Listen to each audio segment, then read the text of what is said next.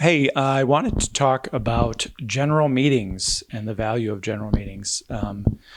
It's come up on a few posts. People have said, "Why do I need general meetings?" This is an interesting thing because there's a bunch of different ways to look at it.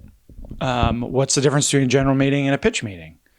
That's the first thing you should know is, are you going in to pitch or are you going in to meet somebody? And the difference between pitch meeting and a general meeting is general meetings are mostly about meeting the people, the executives, the studio or financier, whomever.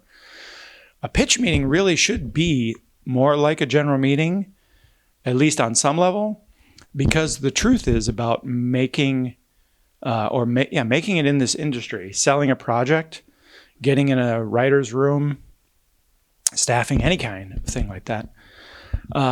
When it comes to a producer or anyone who knows that they're going to be reaching out for millions of dollars to invest in a project, they want to know that the person they're working with and investing in is fun and someone they can spend the next year or in a writer's room years, decade, hopefully, in a perfect world. And so a general meeting is about making friends.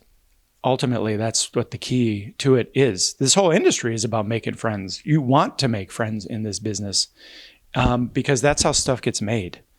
And we all know even bad stuff gets made because people want to work with their friends. So ideally, in a perfect world, you're writing that undeniable screenplay and they've already read it. And now they want to meet you to see if you're the person they want to bring on set to do any rewrites, or if it's a pilot, that you'll be the person at least standing side by side, the showrunner, to help drive the show.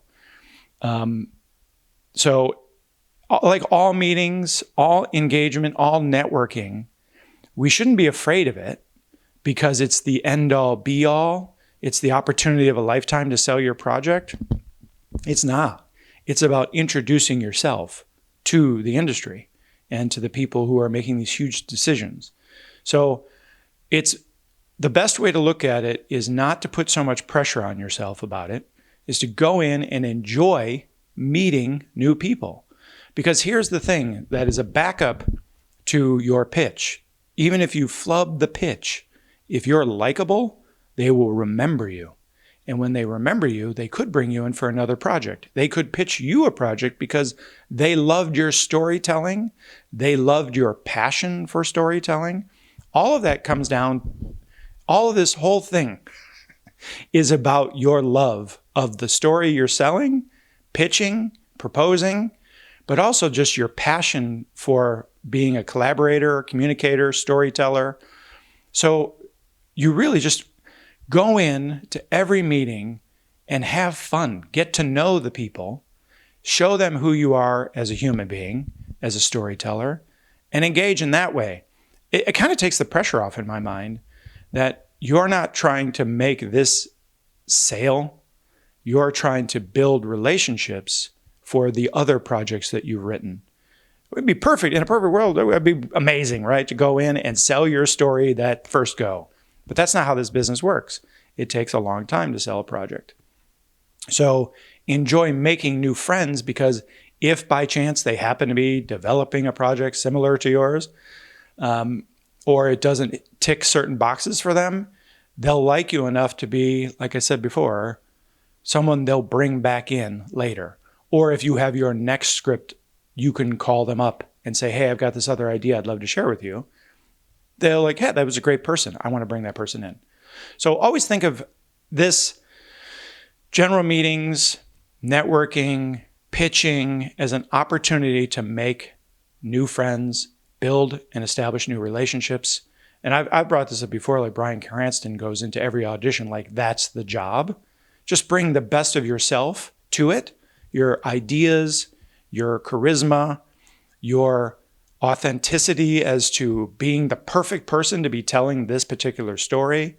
Why are you the perfect person for this story? And why are you their next best friend? If you think about it like that, it just seems like it eases up the whole thing. But general meetings are a great opportunity to just practice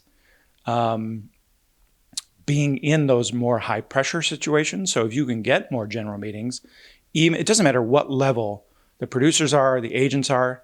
Take every opportunity, even if you're at an ISA networking event, make it a general meeting, like chit chat, become friends and establish relationships. Because that's the side note is you don't know who this person works with or is talking to about other projects that they, this is a small industry, big picture.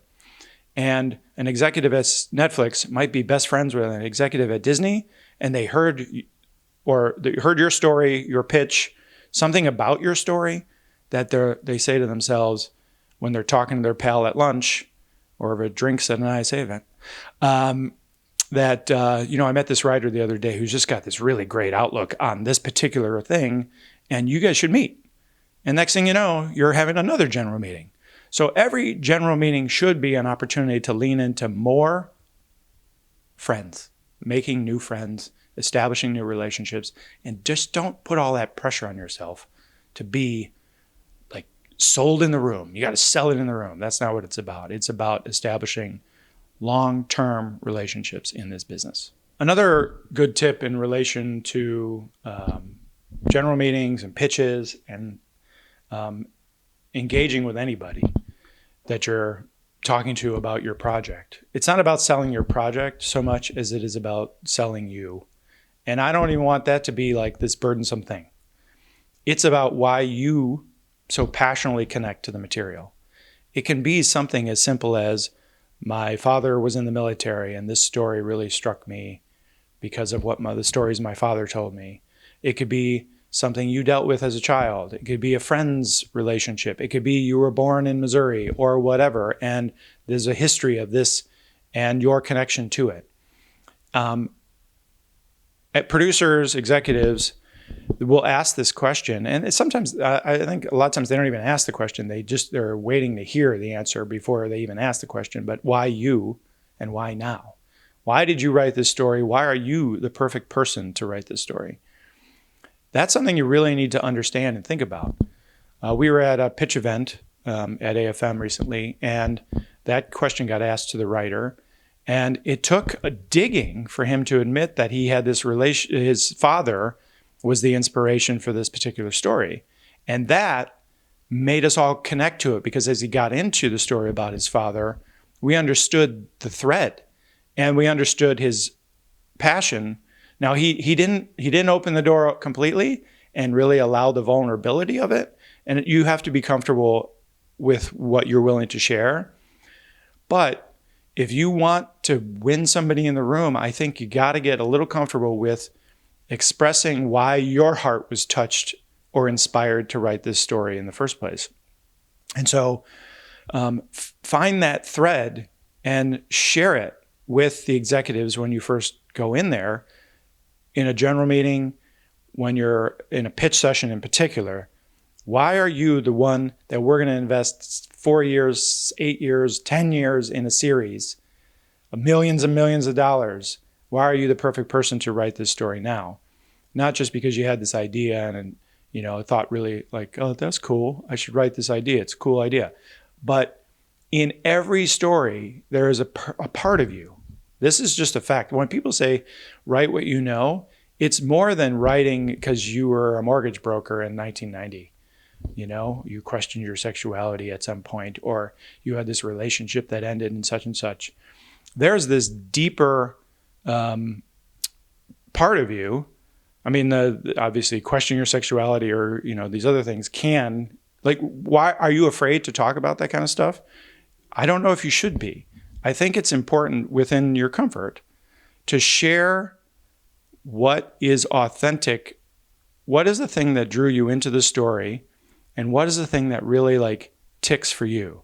Because if you, when you sell a show or you're pitching an idea, even if an executive says it's too small of an idea, the executive who does ultimately connect to it might see a lane that might feel narrow, but it's one that is kind of been, is unexpected and hasn't really hit a wide open audience yet. But it's because we haven't found the right storyteller to tell that story in that lane. There might be the most compassionate story about a mortgage broker, and I keep bringing this up because I was a mortgage broker. Something very interesting that connected me to my experiences way back when, that the world is now ready for, but it's not. Gets kind of off the topic a little bit, but I look back at the time when I was a mortgage broker and the things that it did for me to inspire me to run my own business. It taught me a lot about selling, pitching in the room, that kind of thing. I also remember very specifically when John Candy died and I was a mortgage broker, and how that actor inspired me in a lot of ways. And so if I was to write a story about 1994 and I happened to be a mortgage broker at that particular time, I could tell a story that relates to me, to what I felt and my wanting to change my life and go pursue acting, not to be a comedic actor like John Candy, but the more dramatic stuff that he did, like Planes, Trains, and Automobiles, that sentimentality, that moment that I knew when he passed. And it just triggers all these emotional beats inside of my brain. But I was a mortgage broker at the time. And so now how do I tell a story from that point if something is inspired, a story is driven from that year? So it's just about finding those little nuggets and being able to communicate those in your meetings that really, I think, help an audience understand, or your audience could just be a producer. That producer really click for them because they probably remember the day John Candy died too, and that one little thing could be the thing that triggers the whole thing and gets them to invest in you.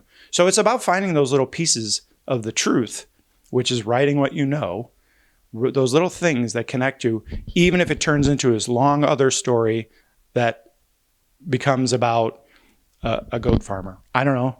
It could be totally bizarre, but it's like that thing that just changes your course of life, or the character and their course.